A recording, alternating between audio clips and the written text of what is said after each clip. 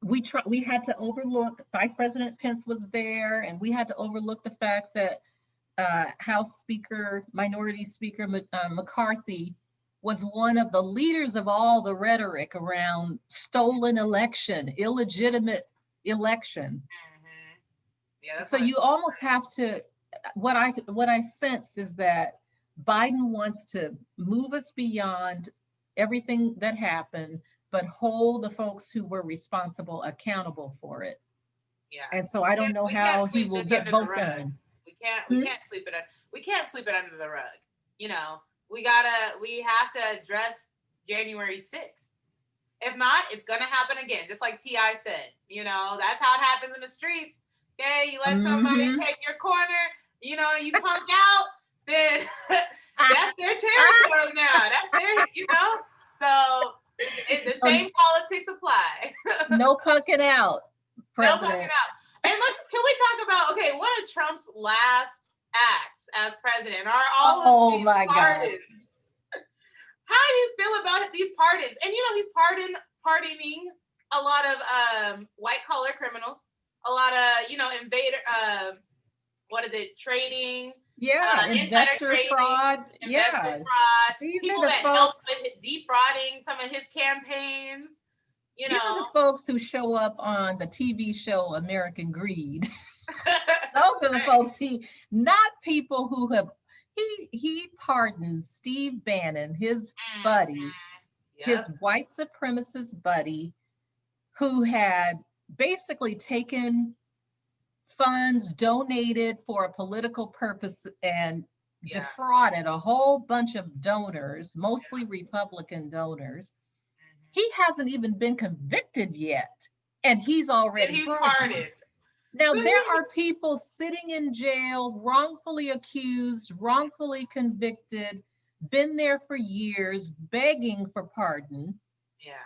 But no, those people don't get a moment's No, attention. no. And And then I on the just other thought it side, was so juvenile yeah. to not allow what I heard on one of the commentator shows, Yeah. that he wouldn't allow Biden to come in on the presidential jet, right? Just petty, Just the kind of petty. high school, middle school foolishness you would Mhm. expect of a Yeah. very immature person. And I am so glad that that era is at least ending on Twitter. We now Yes. have a new at POTUS Yes. on Twitter, I mean, and Trump's Biden has banned from all Twitter. they've Basically. already tweeted out. There's Hmm. a new at POTUS. But the second challenge, so the first crisis is reunification Yes. or And before we move unification. on, I just want to say to the pardon point, the other side of the coin, Carol, is that he's pardoning some black artists, some black rappers. He pardoned Lil Wayne, who I love. Oh, really? I'm a huge fan of Lil Wayne. No, I mean, I didn't know that. yeah, and he pardoned Kodak Black. I mean, Who's that? he's another rapper. He's actually well known. He's from Florida. He's Haitian, I believe, but he's been in jail for a couple of years now on some racketeering or you Oh, know, gun charge or something. And I'm pretty sure Lil Wayne was in there on some gun charge because Lil Wayne is a known felon, right? So, but they both were released or they both were pardoned. And so I'm like, is he trying to get some cred, some well, black cred? those folks helped him with his campaign. Remember, some of them came out Lil in Wayne is support a of him. he had And pictures. so maybe that was the quid pro quo. If you come out and help me on the campaign side, then before I leave office, I'll pardon you. Well, Could have backdoor been the quid pro fatal. quo. I would not be surprised at all. I was only just a little bit disappointed that Ivanka and Jared Mm. weren't there, and Melania is like, I just wanted to see what they were wearing. Just come show me what you're wearing and Just leave. your outfit. It's not gonna. She dresses kind of cute, but you know, her. I think they took her line out of Nordstrom's. You know, they. They took her line out of Nordstrom's, and the My Pillow guy, which I never liked those anyway, Yeah. he was on television crying about how Kohl's and Um, who Everybody. else? Bed Bath and Beyond, and all of those big retailers had taken his Yeah. pillow, stopped selling his pillow, and he was crying that he was probably going to go out of business. It's Oh. like people have to accept the consequences of their actions. You contributed, and I'm still waiting on somebody to charge Clarence Thomas's wife, Jenny. Mm. Who's Clarence She Thomas? apparently funded something in the neighborhood of 80 buses full of people who showed up at that insurrection. Oh my She God. funded it and said, "Good luck, y'all. Now, do a good All job, right?" right now, my little She should be riders. Those. charged too. Yep. You was aiding and abetting, or I don't know. You was an accomplice to. Maybe maybe he pardoned her too. Maybe her name is on that list as well. Um, but here's the thing about getting pardoned. Ooh, let us know, senior counsel. Yes, we're not ones to gossip, No, no, but absolutely. word on the street is that if you get pardoned and then there is a case against the person who pardoned you, Mhm. you cannot claim the Fifth Amendment right to self incrimination because you've been pardoned, which means you So got to tell the truth about what you know he did or said. mm, So, by pardoning all of his cronies in all of those cases that are wow. pending against him and that may be pending in the future, those people have to tell what they know Mm. because they can't incriminate themselves. So they Ah, have to tell what they know or go to jail based on obstruction of justice. And so, hey, go ahead on and pardon them all okay. because all you're doing is digging a bigger hole for yourself to fall into. But now, second Yes. I issue, like that point. I didn't know that I perspective. I call it pandemication. So there's reunification and then there's pandemication. The Pandemic. pandemic, the Yes. pandemication of America. We got to do something Oh my about the hundreds of thousands of people who have died, the speed at which the vaccine is being disseminated. We have to accelerate that process. God. And I saw Governor Inslee saying, "Hey, we have given y'all, we've given you the vaccine. Hospitals, public Yeah. health authorities, get your act together and get these things out." Yeah. So the good news is old people get to go first. See, so there are some advantages, right? Yeah. Well, you guys are the 65 most and at risk. over, So, saying you 65 know. and over Mhm. now are eligible. And those of us who are over 50 but live in a multi generational household. So if you living with your grandkids and your kids and you're over 50, Oh, that's good. you can now get the vaccine. But here's what I want to know. What's that? Are you going to are you thinking that a lot of young people when it finally gets to them, are they going for it or are they kind of hesitant? What's the general perception of the vaccine? Yeah.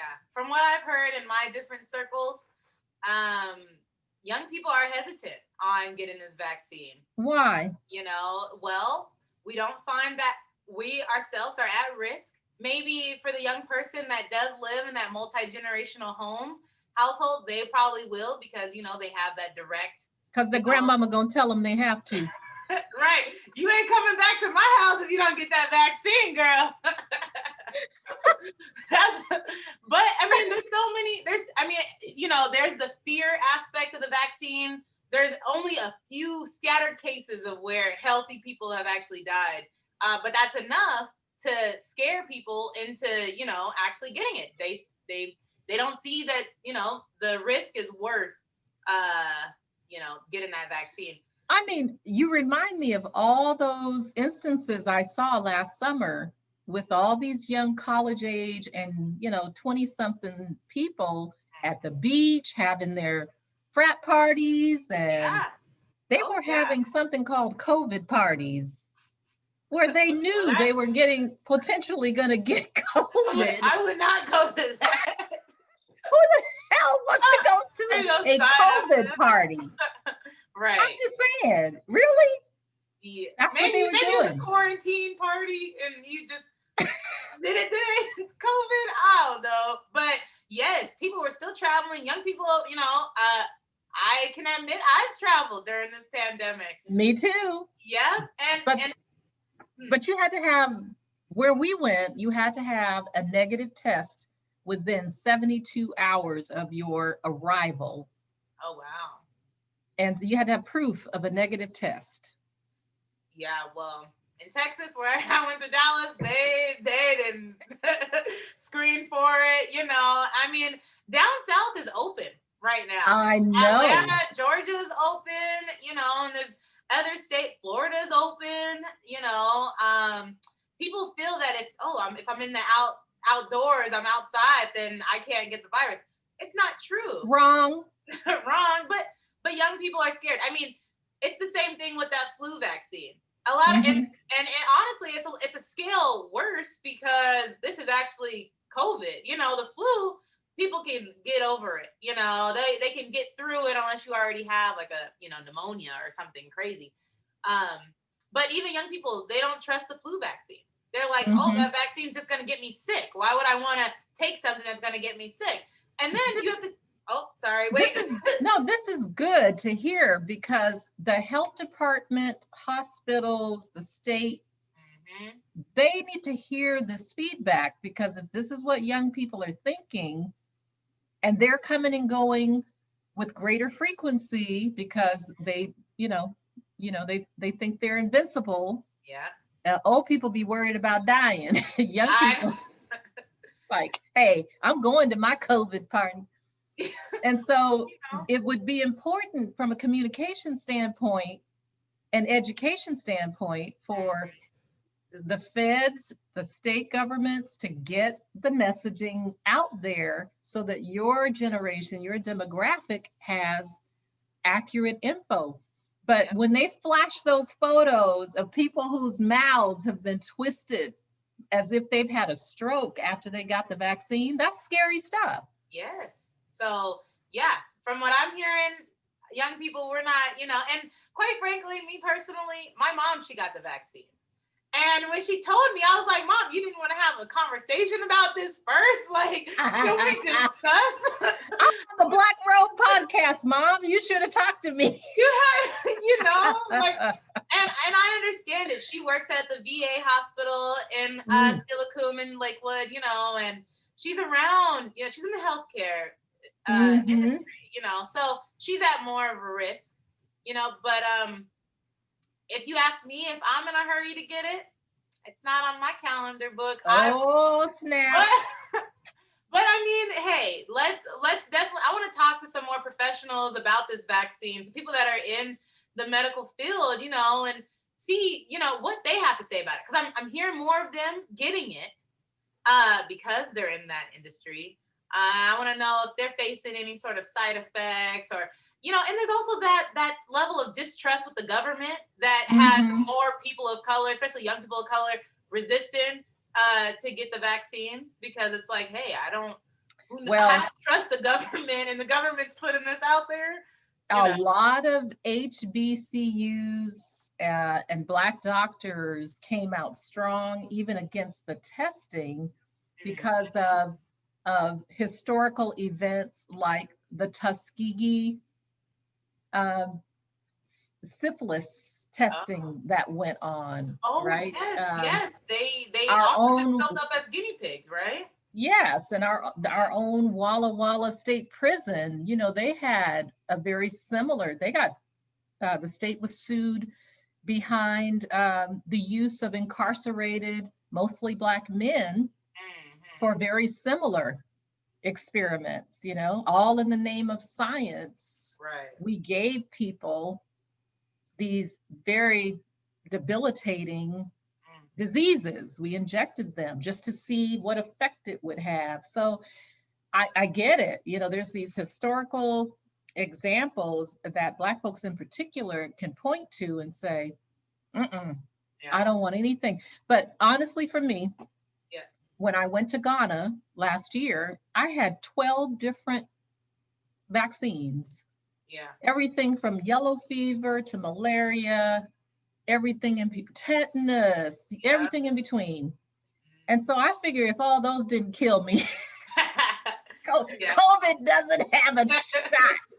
It's Right. like You didn't catch Ebola when you went I to. didn't catch nothing. Malaria. And one of the families we visited, one of the young children came down with malaria after we left, significantly time later. But if you've had all of that stuff for travel, Yeah. it's like how much more now the rapid pace at which they developed it Mhm. also has some people nervous. But here's what Biden says: 100 million That- people in 100 days. That's the goal. So we'll see. But we yeah. got to close because this is still a historic day. Stuff is still going on. I got to, finish showing off my Ghana. I love it. Oh, Yes. but I got to talk about the RBG pearls just for a moment Mhm. and the Chucks and Pearls um, campaign. Did you hear about this? No, inform See, me. see, older Black women, we can be very corny when it comes to these things. Kamala Harris, Vice President Harris, frequently was seen wearing her low cut Converse All Stars. We call them Chuck Taylors when I was Yeah. little. Yeah. And her Chuck Taylors were iconic. She even had them on. They did those two Vogue covers, Yep. one where she was casual with her Chuck Taylors, and the other where she was dressed up in her powder blue. Well, a group that I belong to online, they said, well, let's all have our Chucks on our feet and our pearls for Ruth Bader Ginsburg in her Mhm. honor. We'll have the pearls on and the Chucks on. And girl, you should have seen the creativity Oh, of the I love it. Chucks. People had Swarovski crystals on their Chucks. Yep. I mean, Okay, going all out. Probably had some airbrush oh check. my Those are, gosh. that's what I'm used Only to. That's the and 90s in and me right Black there. women from the South, oh my goodness. Yeah. They are amazingly creative with those. What do you call that? I don't know. There's some kind of a, What? glitter and stick on thing that folks do. Oh, the Anyway, jewelry. bedazzling. Bedazzle, yeah. Yeah, creative bedazzling. But I decided I would put my pearls, my RBG pearls, on my head as the pearls on the head, the chucks on the feet, just Heck as a way to no. symbolize, right?